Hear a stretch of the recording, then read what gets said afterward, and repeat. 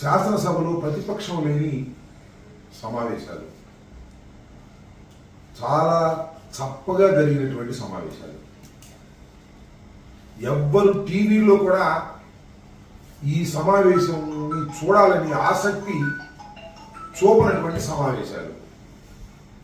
YSR Congress party శాసనసభ్యులు ప్రధాన ప్రతిపక్షం హోదాని ఇవ్వనందుకు వెళ్ళమని చెప్పిన తర్వాత, పాల్గొమని చెప్పిన తర్వాత వారు ఈ శాసనసభ సమావేశాలు చాలా అడ్డగోలుగా, పరస్పరం డబ్బా కొట్టుకునే విధంగాను, కూటమిలో ఒకరినొకరు ఊడుకునే కార్యక్రమాలు తప్ప రెండేది లేదు.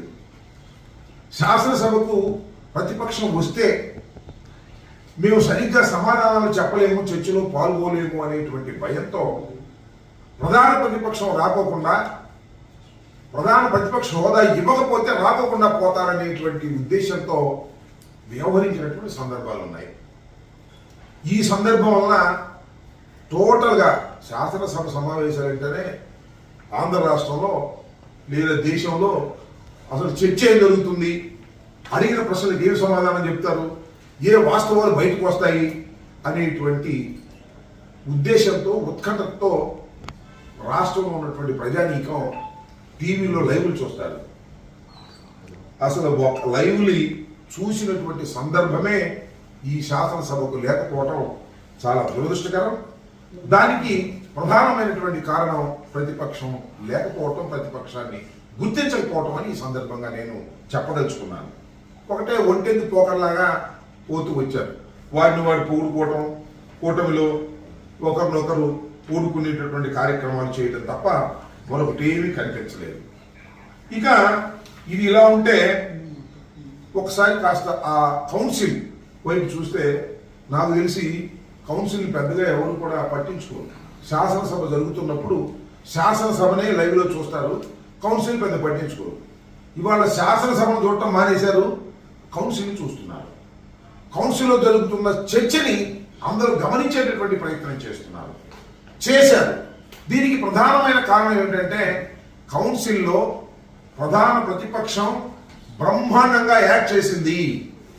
వారు ఏదైతే తప్పులు చేస్తున్నారో ఆ తప్పులన్నింటినీ కూడా ఎత్తి చూపించేటటువంటి కార్యక్రమం శాసన మండలిలో చేయడం జరిగిందని మనవి చేస్తున్నాం. ఒకటి కాదు, రెండు కాదు, అనేక ప్రశ్నలకు శాసనసభలోను శాసన మండలిలోను అడిగినటువంటి ప్రశ్నలకు వారు సమాధానాలు చెప్పడం ద్వారా కొన్ని విషయాలు చాలా బహిర్గతమయ్యాయి. మీరు చూశారు కదా, అసలు తెలుగుదేశం కూటమి అధికారంలోకి వచ్చిన దగ్గర నుంచి జగన్మోహన్ రెడ్డి గారి మీద, వైఎస్ఆర్ కాంగ్రెస్ పార్టీ మీద బురదల్లే కార్యక్రమం, అప్రతిష్ట పాలు చేసే కార్యక్రమం చేస్తూ ఉన్నారు. చాలా చిత్రం ఏంటంటే అప్పుల విషయంలో మాత్రం చాలా బ్రహ్మాండంగా ఈ శాసనసభ సమావేశాల్లో దొరికిపోయారు. చంద్రబాబు నాయుడు గారు అధికారంలోకి రాగానే ఏమన్నాడంటే జూలై 10వ తారీఖున ముఖ్యమంత్రి గారు ఒక రివ్యూ చేశాడు. రివ్యూ చేసినప్పుడు 14 లక్షల కోట్ల అప్పులు ఉన్నాయి ఈ రాష్ట్రంలో అని లీకులు ఇచ్చాడు. వారికి ఉన్నటువంటి ఎల్లో మీడియా, ఆంధ్రజ్యోతి, ఈనాడు 14 లక్షల కోట్ల రూపాయలు అప్పులు చేశాడు జగన్మోహన్ రెడ్డి గారు.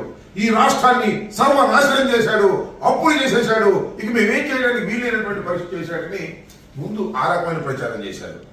మళ్ళా ఇదే వాస్తవాల్లోకి వచ్చినప్పుడు చంద్రబాబు నాయుడు గారే మళ్ళా ఏం చెప్తాడంటే ఒకానొక సందర్భంలో ప్రచారం చేశారు ఈనాడు, ఆంధ్రజ్యోతిలో. మళ్ళా శాసనసభలో ఉభయ సభల్లోనూ గవర్నర్ ప్రసంగించేటప్పుడు మాత్రం దాన్ని 10 లక్షలకు కుదించేటటువంటి కార్యక్రమం చేశారు. మనది అయిపోయింది 4 రోజులకే, మళ్ళీ ఎక్కువ కూడా లేదు. 22న గవర్నర్ ప్రసంగం అయిపోయింది. మళ్ళీ 4 రోజుల తర్వాత 26వ తారీఖున 12,93,261 కోట్లు అని చెప్పేసి మళ్ళా ముఖ్యమంత్రి గారు మళ్ళా చెప్తాడు. ఇలా అప్పుల విషయంలో కుప్పిగంతులు వేసేటటువంటి కార్యక్రమం. మళ్ళా చివరికి మా సభ్యులు అడిగిన ప్రశ్నలకు సమాధానం చెప్పేటటువంటి కార్యక్రమంలో ప్రభుత్వం చేసిన అప్పు 4,91,734 కోట్లని, ప్రభుత్వ గ్యారంటీ అప్పులు 1,54,797 అని, మొత్తం కలిపి 6,46,000 కోట్ల రూపాయలు అప్పని మళ్ళా రిటర్న్ గా ఇస్తారు. ఏమిటి నాకు అర్థం కాదు. అంటే చంద్రబాబు నాయుడు గారి కుట్రాలండి, వ్యూహం అనండి. ఉద్దేశం ఏంటంటే రాష్ట్రాన్ని జగన్మోహన్ రెడ్డి గారు అప్పుల పాలు చేసిపోయాడు, అందువల్ల మేమేమీ చేయలేకపోతున్నాము అని చెప్పుకోవడం కోసం లేని అప్పులు ఉన్నట్టుగా, లేని తప్పులు చేసినట్టుగా చూపించేటటువంటి ప్రయత్నం చేశాడు. ఎప్పుడు శాసనసభ బయట, శాసనసభలో కూడా నాటకం ఆడారు. కానీ వాస్తవాలు శాసనసభ సాక్షిగా ఒప్పుకోక తప్పనటువంటి పరిస్థితి ఏర్పడింది. ఇలాంటి దుర్మార్గమైనటువంటి తెలివితేటలు చంద్రబాబు నాయుడు గారు ఉపయోగించేటటువంటి కార్యక్రమం చేసినటువంటి వైనాన్ని ఈ శాసనసభ సమావేశాల్లో, శాసన మండలి సమావేశాల్లో చాలా క్లియర్గా అర్థమైపోయిందని ఈ సందర్భంగా నేను చెప్పదలుచుకున్నాను. అదే మండలికి సంబంధించి వచ్చినప్పుడు మండలిలో మా సభ్యులు బొత్స సత్యనారాయణ గారు నాయకత్వంలో అమోఘమైనటువంటి పర్ఫార్మెన్స్ ఇచ్చారు. బ్రహ్మాండమైన ప్రశ్నలు అడిగారు, నిలబెట్టారు. ప్రభుత్వం చేస్తున్నటువంటి దుర్మార్గమైనటువంటి కార్యక్రమాలని, ప్రభుత్వం చేస్తున్నటువంటి అప్రజాస్వామికమైనటువంటి విషయాలని బయట పెట్టేందుకు చక్కని ప్రసంగాలు చేసేటటువంటి ప్రయత్నం చేశారు. ఉచిత ఇసుక ఎంత దౌర్భాగ్యంగా జరుగుతుందో దాన్ని చాలా వివరంగా కౌన్సిల్లో చెప్పడం జరిగింది.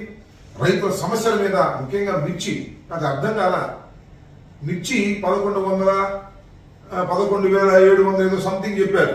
ఇంతవరకు నేను మనవి చేస్తున్నా, అక్కడ శాసనసభలో చెప్పారు, చంద్రబాబు నాయుడు గారు బయట చెప్పారు, మిర్చి రైతుల్ని ఆదుకుంటామని కోతలు కోశారు.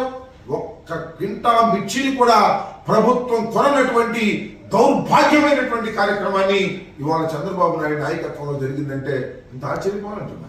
చంద్రబాబు నాయుడు గారు ముసలి కన్నీరు గార్చారు మిర్చి రైతుల గురించి. అన్నదాత సుఖీభవ ఎప్పుడేశారు ఒకసారి, మన రెండోసారి కూడా ఏదో అరకొర బడ్జెట్లో అరకొరలు పెట్టారు. అసలు బడ్జెట్ స్వరూపాన్ని మొత్తం మనం చూసినట్లయితే ఏమి లేవు. ఇచ్చిన హామీలు, సూపర్ సిక్స్లు అమలు చేసేటటువంటి కార్యక్రమమే లేదు. అరకొరగా కొన్ని పెట్టేటటువంటి కార్యక్రమం. అన్నిటికన్నా చిత్రం ఏంటంటే ఈ అప్పులు ఎక్కడ బయటకు వస్తాయని ఓటాన్ అకౌంట్ బడ్జెట్ పెట్టారు, పూర్తి బడ్జెట్ పెట్టుకోకుండా. అసలు ఒకే ఆర్థిక సంవత్సరంలో 2 ఓటాన్ అకౌంట్ బడ్జెట్లు పెట్టడం ఇదే తప్ప మరి ఎప్పుడు లేదు.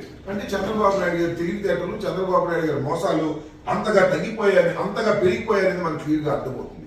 అదేవిధంగా పోలవరం ఎత్తుని తగ్గించేటటువంటి కార్యక్రమాలు చేశారు. ఎందుకంటే పోలవరం ఎత్తు తగ్గించి వారికి ఇవ్వాల్సినటువంటి నిర్వాసితులకి ఆర్ఆర్ ప్యాకేజీ ఇవ్వడానికి కేంద్ర ప్రభుత్వం సుముఖంగా లేకపోవటం వలన దాన్ని తగ్గించి సుమారుగా 30 లక్షల కోట్ల రూపాయలు, దాన్ని 30,000 కోట్ల రూపాయలు పక్కన పెట్టేటటువంటి కార్యక్రమం చేసేటటువంటి పరిస్థితికి ఇవాళ చంద్రబాబు నాయుడు గారి ప్రభుత్వం కేంద్రంతో ఒప్పుకుంది. దాన్ని కూడా బహిర్గతం చేశారు శాసన మండలిలో మనం చేస్తున్నాం. విజయనగరం, ఏలూరు, రాజమహేంద్రవరం, మచిలీపట్నం, నంద్యాల ఈ వైద్య కళాశాలన్నింటినీ కూడా జగన్మోహన్ రెడ్డి గారి టైంలో ఓపెన్ చేసినటువంటి పరిస్థితి. దానికి 750 సీట్లు అదనంగా ఎంబీబీఎస్ సీట్లు అడ్మిషన్లు కల్పించామనే విషయాన్ని శాసనసభాముఖంగా తెలుగుదేశం పార్టీ ఇవాళ ఉన్న రాష్ట్ర ప్రభుత్వం అంగీకరించక తప్పలేదని కూడా ఈ సందర్భంగా మనం చేస్తున్నాం. అంతేకాదు మార్కాపురం, మదనపల్లి, పాడేరు, పులివెందుల, ఆదోని కళాశాలలు ప్రారంభించాల్సి ఉన్న 2026 సంవత్సరంలో ప్రారంభించాలని ప్రణాళిక రూపొందించిన ఈలోగా పీపీఏ విధానాన్ని తీసుకొచ్చారు. పబ్లిక్ ప్రైవేట్ పార్ట్నర్షిప్ విధానంలో తీసుకొచ్చి ప్రభుత్వం సేఫ్ క్లోజర్ గా వీటినన్నింటినీ ముగించేటటువంటి కార్యక్రమం చేస్తుంది. అది కూడా ఇవాళ శాసనసభ ముఖంగా పట్టబయలిందని కూడా ఈ సందర్భంగానే మనం చేస్తున్నాం. మేము ఏర్పాటు చేసినటువంటి జగన్మోహన్ రెడ్డి గారి కాలంలో ఏర్పాటు చేసినటువంటి మెడికల్ కాలేజీలన్నింటినీ కూడా పీపీఏ పేరుతో వాటిని సర్వనాశనం చేసి సామాన్య ప్రజలకు అందుబాటు లేకుండా చేయాలనేటువంటి ప్రయత్నం చేయటం చాలా దురదృష్టకరం. ఇది దుర్మార్గమైనటువంటి విషయం, పేద ప్రజానీకానికి నష్టం చేసేటువంటి అంశం అని కూడా ఈ సందర్భంగా చెప్తున్నాను. అది శాసనసభ ముఖంగానే వారు అంగీకరించాలని కూడా ఈ విషయాన్ని నేను చెప్పదలుచుకున్నాను. ఇక పెట్టుబడుల విషయానికి వస్తే